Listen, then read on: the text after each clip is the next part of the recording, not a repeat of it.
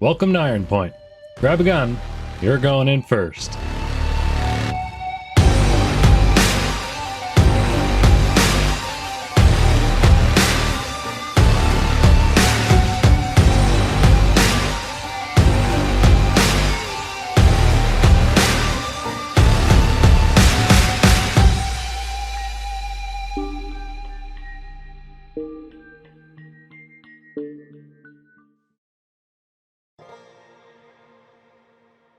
Today's video is all about EMPs and distortion weapons.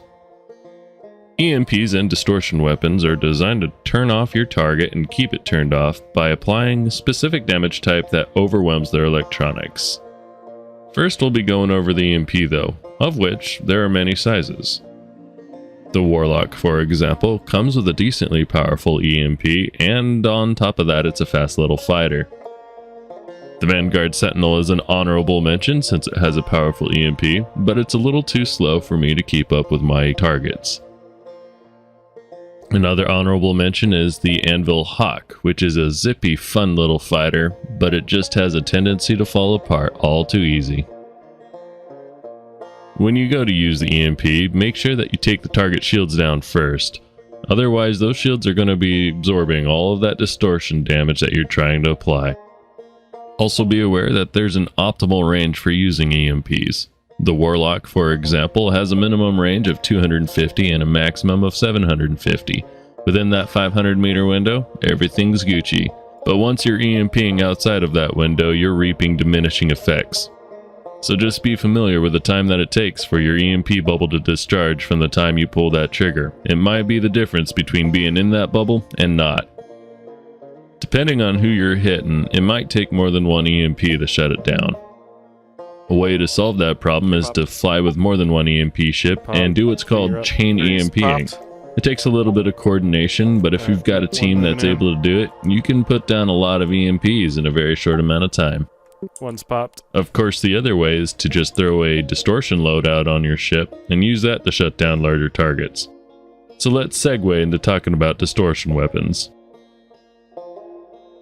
Distortion weapons, much like the EMP, apply distortion damage to a target in order to overwhelm or fry out their electronics and causes them to shut down for a period of time. There are some variants in different kinds of weapons here, and now you have options.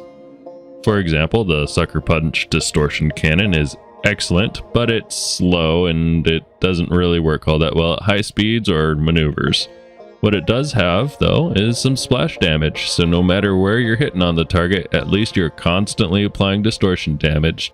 On the other end of the spectrum are the DR model weapons like the XJ3. These are distortion repeaters, and their primary targets are fast-moving objects, light fighters, and anything that doesn't have a lot of EM resistance. I'd stay away from shooting heavier targets with these, though, since you kind of have to hit their components head-on to make an effect.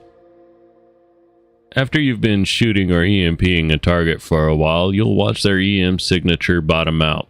This is good news. This means that your target is now effectively shut off, and you have a few minutes to get aboard and take what you want. There really isn't all that much to EMPing and distorting things. The biggest notes here is teamwork. Just make sure that you're not hitting your friendlies, that you're staying out of your friend's orbit path, and that your chaining is appropriately timed.